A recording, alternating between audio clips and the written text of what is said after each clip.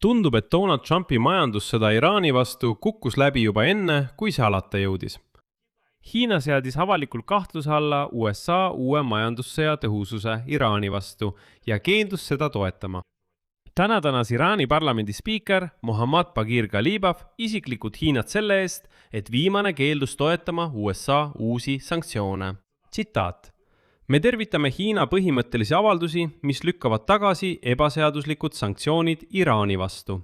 Iraani ja Hiina kõikehõlmav strateegiline partnerlus põhineb vastastikusel austusel, vastastiku kasulikul koostööl ja ühisel mitmepolaarse maailma kontseptsioonil. See partnerlus ei vaja kellegi luba. Ja tegelikult ei ole see sugugi üksik kommentaar. Peking lükkab järjekindlalt ja ametlikult tagasi kogu Ameerika Ühendriikide majandusliku surve arhitektuuri Iraani suhtes. Seetõttu vaatame, miks see uus majandussõja strateegia lihtsalt ei toimi ilma Hiinata. Minu nimi on Aleksei Betši, arutame seda teemat koos. Kuid enne kui alustame, palun tellige kanal, pange videole like ja kirjutage oma kommentaar. Alustame siis Pekingi ametlikest avaldustest ja siin on oluline nende järjekord. Tuletan meelde, et Donald Trump teatas 19. augustil oma sotsiaalvõrgustikus True Social sellest, mida ta ise nimetas, tsiteerin, kõige laastavamaks majandusoperatsiooniks, mis kunagi ühegi riigi vastu on läbi viidud. Ja ta hoiatas majanduslike tagajärgede eest riikidele, kes jätkavad äritegevust Teheraniga. Ja siis ütlesid paljud, et see ongi sisuliselt pöördumine Hiina poole. Sest Hiina toetab Iraani kõige rohkem ja siin ütleb Trump, et kuulge, teil läheb halvasti. USA rahandusminister Scott Bessent teatas juba 20. augustil, tsiteerin, ajaloo kõige karmimatest sanktsioonidest, mis jõustuvad 24. augustil. Ja ta kutsus avalikult Pekingit, nagu ta väljendus, selle programmiga liituma. Juba 24. augustil ootasid kõik, et kohe-kohe tuleb Bessent välja ja kuulutab välja ülivõimsad majanduslikud löögid. Aga ei, Bessent hoiatas kõiki veel kord, kuid sanktsioone ei kehtestanud. Hiina vastus tuli kohe. Hiina välisministeeriumi ametlik esindaja Lin Jian ütles, et sanktsioonid ja survetaktika ei ole lahendus.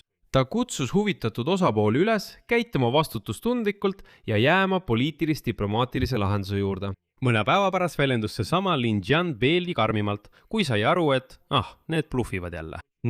20. augustil nii Trump kui Bessent ütlevad, et 24. kuupäeval paneme paugu. 24. kuupäeval tuleb välja Bessent ja ütleb, kuulge, täna muidugi ei löö, aga tulevikus alles lööme. Ja pärast seda kõike tuleb välja Hiina välisministeeriumi esindaja ja ütleb, et majandussõda ja maksimaalne surve ei anna lahendust. Vastupidi, need ainult õhutavad tinget ja viivad riskide levikuni, mis rikub ülemaailmset majandus- ja finantskorda ning kahjustab teiste riikide seaduslikke õigusi ja huve. Lõpuks viis see kõik otse Xi Jinpingi valitsuse sõnakuulmatuse signaalini. USA teatas, et on valmis kehtestama sanktsioonid 60 ettevõttele, kes aitavad Iraani ja nende seas on ka Hiina ettevõtteid. Ja nad kutsusid neid ettevõtteid üles katkestama sidemed Teheraniga, vastasel juhul tuleb valus. Nad ütlevad, me teame, kes aitab Iraani. Siin on 60 ettevõtet. Palun, me palume teid, loobuge sellest. Lõpetage koostöö Iraaniga, muidu kehtestame teie vastu sanktsioonid, kui jätkate nendega töötamist. See tähendab, et selline hoiatus anti. Ja vaid mõni tund pärast seda Scott Bessenti avaldust vastas Peking. Hiina suhted Iraaniga ei tohi olla rikutud ega kahjustatud. Seesama Lin Jian hoiatas, et Hiina võtab kõik vajalikud meetmed oma huvide kaitsmiseks. Veidi hiljem sõnastas Washington Post toimuva olemuse ühe tsitaadiga. Pekingi terav vastulause näitab, et USA majandusliku isolatsiooni plaan Teherani suhtes võib ohustada niigi habrast vaherahu USA ja Hiina vahel. Ja siin on veelgi märkimisväärsem see, et Peking ei tegutse ainult sõnadega. Ma ütleksin isegi rohkem. Ta on selliseks stsenaariumiks juba ammu valmistunud. Juba käesoleva aasta mais teatas Hiina Rahvavabariigi kaubandusministeerium kohtulikust keelust rakendada Ameerika sanktsioone 5 Hiina naftatöötlemistehase vastu. Neid süüdistati Iraani nafta ostmises. nimetades neid sanktsioone rahvusvahelise õiguse rikkumiseks. Mida sellega mõeldakse? See tähendab, et isegi kui Ameerika Ühendriigid kehtestavad sanktsioonid üksikute Hiina ettevõtete vastu, näiteks naftatöötlemistehaste või Hiina pankade vastu. Hiina kommunistlik partei on juba käskinud ettevõtetel neid sanktsioone eirata. Isegi kui see toob kaasa kahjumit. Nad ütlevad, et meid ei huvita. Kui vaja, kompenseerime mingid kahjud riigieelarvest, aga mingil juhul ärge järgige USA sanktsioone. Kuid Hiina mängib oma mängu. Välisminister Wang Yi kohtus USA suursaadiku Mike Poundiga Hiinas ja ütles, et kahe riigi juhtide juhtimisel töötavad mõlemad pooled konstruktiivsete suhete loomise nimel. Strateegiliste ja stabiilsete suhete loomise nimel Hiina ja Ameerika Ühendriikide vahel. Kuid ta lisas kohe ka hoiatuse, tsiteerin. Mõlemad pooled peavad ellu viima kahe riigi juhtide vahel saavutatud olulised kokkulepped, keskenduma positiivsele päevakorrale, lahendama lahkarvamused nõuete kohaselt, kõrvaldada takistused ja ületada tõkked kõrgetasemelise suhtluse jaoks. See tähendab, et Peking säivitab formaalselt diplomaatilise viisakuse ja viitab Trumpi ja Xi Jinpingi enda kokkulepetele, kuid samal ajal keeldub otseselt konkreetses küsimuses järeleandmisi tegema. Ameerika poole jaoks kõige valusamas küsimuses, Iraani osas. Kuid kulminatsioon saabub juba 24. septembril, kui Xi Jinping peaks külastama Washingtoni. Ja nüüd on välja numbrid, mis selgitavad, miks kogu see Donald Trumpi sanktsioonide arhitektuur Iraani vastu on ilma Hiina nõusolekuta struktuurselt hukule määratud. USA rahandusministeeriumi andmetel ostab Hiina umbes 90% kogu Iraani naftast ja suurem osa sellest mahust ostavad just väikesed sõltumatud naftatöötlemistehased, peamiselt Shandongi provintsis. Asi on selles, et Hiinas on kümneid selliseid väikeseid, suhteliselt väikeseid naftatöötlemistehaseid, mis töötavad poliitiliselt riskantset naftat, samal ajal kui suured riigiettevõtted jäävad riiki. See tähendab, et suured riigiettevõtted Hiinas ei tööta Iraani naftaga ja nende suhtes pole nagu küsimusi. Ja isegi kui Ameerika Ühendriigid hakkavad nende väikeste naftatöötlemistehaste vastu sanktsioone kehtestama, ei mõjuta see hiiglasi. See tähendab, et majandus kujundavaid ettevõtteid see üldse ei puuduta. Need ettevõtted on väikesed, nad ei too majandusele suurt kahju ja tegelikult see väikeste naftatöötlemistehaste võrgustik, see minu arvates oligi loodud selleks, et selle kaudu sanktsioonidest mööda hiilida. Arveldused Iraani nafta eest analüütilise portaali China Data portaal andmetel toimuvad juaanides Hiina piiriülese pankade vahelise maksesüsteemi kaudu CIPS. Just selleks, et mööda minna SWIFT-süsteemist, mis võib anda lääneriikide võimudele sanktsioonide alla sattunud tehingute kohta teavet. Seetõttu on rahavoo katkestamine praktiliselt võimatu. Tähendab, kui nad kasutaksid SWIFT-süsteemi, siis oleks võimalik jälgida ja peatada. Aga kuna nad kasutavad oma enda süsteemi, siis kuidas sa seda kõike jälgid? Üldiselt on siin sanktsioonidega väga raske neid naftavoogusid peatada. Kuigi kogu selles loos töötab just ameeriklaste ja iraanlaste sõjaline blokaad. Tankereid jälgiva Kapleri andmetel langes Hiina Iraani nafta import läbi Hormuzi väina juulis ja augustis keskmiselt 50%. Kui rääkida sõjaeelsest mahust, siis see langes 72%. Ehk siis just füüsiline blokaad töötab selles olukorras. Hiina sõltumatud töötlejad kaotasid samuti olulise allahindluse, mida Iraani nafta tavaliselt pakkus, kuni $15 barreli kohta, alla Brendi etalonhinna. Ja puudujäägi kompenseerimiseks pöördusid Hiina ostjad alternatiivsete tarnijate poole.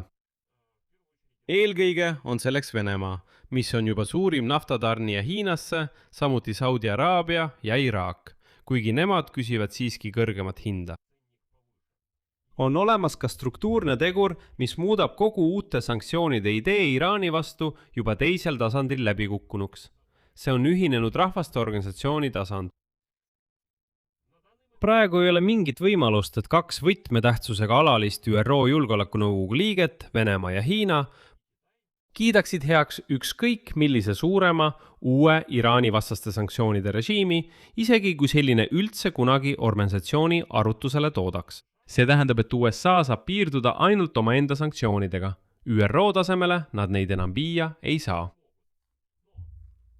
Aga siiski ei ole ka Hiina on siin nii lihtne kõigile lihtsalt ära öelda ja toetada ainult Iraani. Ei.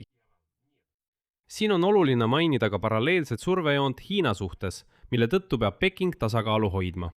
Täna hoiatas Euroopa Komisjoni esimees Ursula von der Leyen Hiinat võimaliku kaubandussõja eest, öeldes, et Euroopa Liit ei saa enam leppida kasvava kaubandusbilansi tasakaalustamatusega. Viimase 5 aasta jooksul on Hiina eksport Euroopa Liitu kasvanud 45% ja ületab Euroopa Liidu ekspordi Hiinasse umbes miljardi euro võrra iga päev. See tähendab, et vahe on 30 miljardit eurot kuus. Sellise tasakaalustamatuse tekkimises süüdistas von der Leyen Hiina juhtkonna poolt oma ettevõtetele rakendatavaid kaubanduskaitsemeetmeid. Selgitan.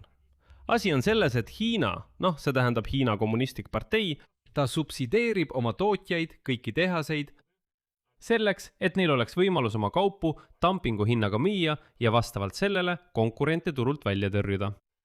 Veelgi enam, mõnikord juhtub nii, et Hiina kaup müüakse isegi alla oma hinna.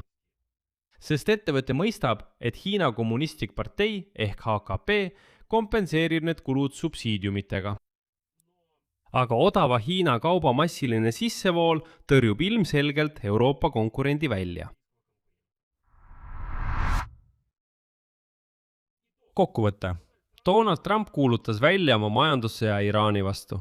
Nimetas seda teepäevaks, lootes, et kõik alluvad, sealhulgas Hiina, mis on Iraani nafta suurim ostja.